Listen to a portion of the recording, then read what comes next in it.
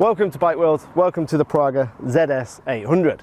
Now Chris has been over in Wales getting himself covered in mud, doing adventure bikes and kind of looking like some kind of swamp donkey. But every now and then this channel needs a bit of sophistication, which is why they've got me to test the new Praga ZS 800.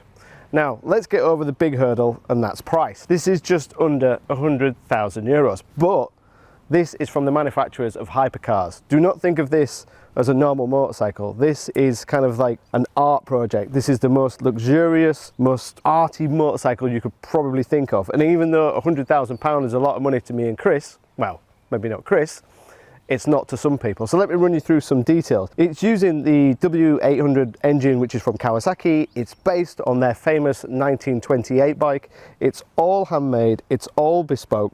There's a very limited edition run, and it is absolutely stunning in the flesh. Hopefully some of the B-roll will highlight some of the details. The titanium frame, the Springer front end, the hardtail rear, the carbon wheels that take hundreds of hours to put together, and we've got a very lucky opportunity to actually get some miles on this bike. As I said, it's just under 100,000 euros. There's a very limited edition run, so to test this bike and ride this bike is going to need a level of sophistication that maybe Chris doesn't have, which is why they've got me on the job.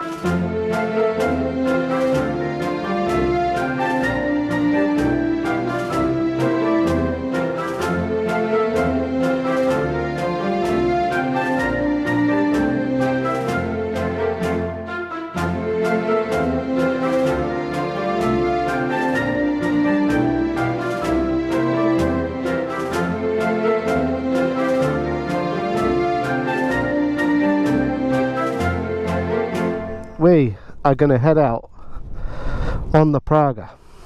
That's near enough £100,000 worth in front of you.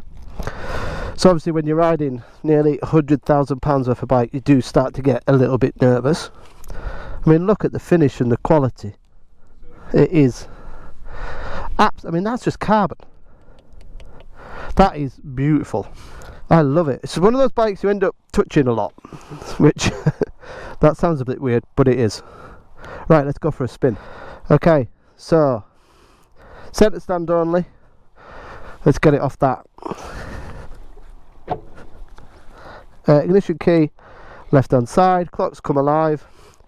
Left indicator, right indicator, scroll through the clocks, starter, horn, lights. Pretty simple.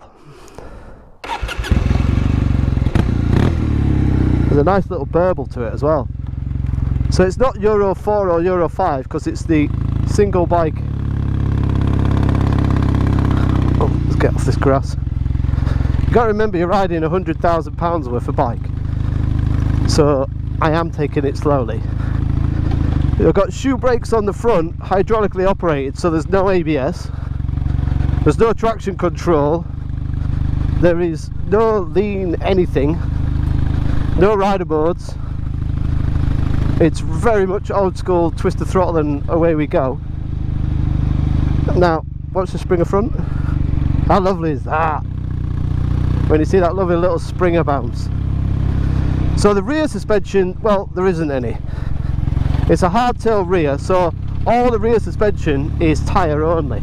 So as the tyre flexes and goes up and down, that's it. So it's got about as much suspension travel as a sidecar around the TT.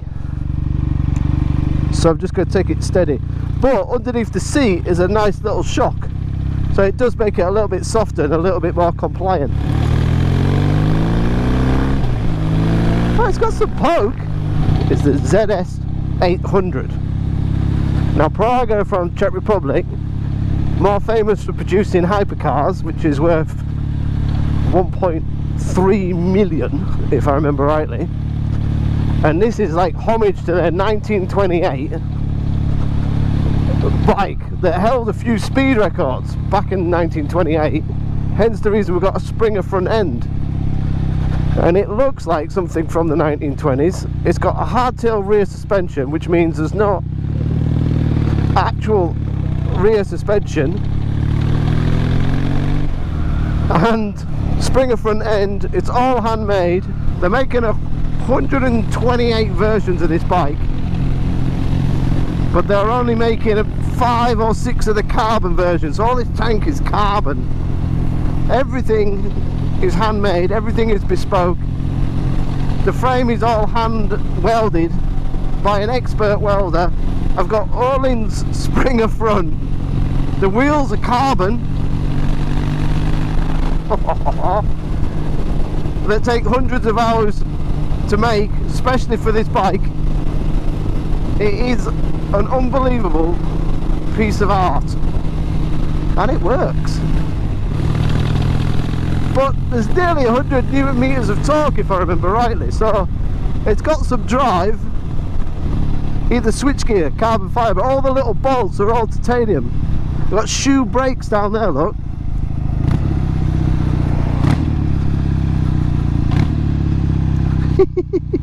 At Bike World, it's a rare occasion when we get to ride such an exclusive and beautiful bike. And if you've got this far in the video, you're probably already tapping on the keyboard, I can't believe it's 100,000 euros or a little bit under. But then I think you're missing the complete point of this bike. If you look at the supercar value, which is like 1.3, 1.4 million, 100,000 euros or a little bit under is less than 10%. For some people, they're spending 100,000 euros to fill their boat up or their service costs on their private jet, and it's not a huge amount of money. And if you evaluate it as a motorcycle, it is pretty stunning. Come on, you have to agree. That is a beautiful looking bike. But it's not just a beautiful piece of art that has taken somebody hours and hours of labour and love to create. It works as a motorcycle. Now, I don't remember 1928 like some of you might think, but I have ridden hardtail Indians and hardtail Nortons and BMWs, and every time I've ridden a hardtail, I've then rang my chiropractor and asked for a new spine. But this is a little bit different because you've got the suspension under the seat. It's reasonably comfortable, and the Springer front end kind of works, and it's kind of nice to see it oscillating as you ride along. You have to remember you're on a bike that's worth nearly £100,000, and if I crashed it, Alan would never let me work for Bike World again. But in terms of, is it just art? No, it's not. It's a bike that works. The brakes actually work. The engine feels pretty responsive and strong. It is a W800 engine from a Kawasaki, but because of the revised exhaust and fueling, it creates a lot more power. And because it's just over 140 kilograms, it's actually quite light and nimble. Personally, I love it. I think it's brilliant. I think it feels like a hardtail 1928 bike, but it's going to be reliable and last forever. The only sad bit is, I doubt we're ever going to probably see one on the road. But if you are lucky enough to have a private jet, a yacht and a house in Monaco, maybe one in Nice, and you fly up to Scotland in your private jet for a game of golf, then this is probably the ultimate executive, exclusive, classic retro bike.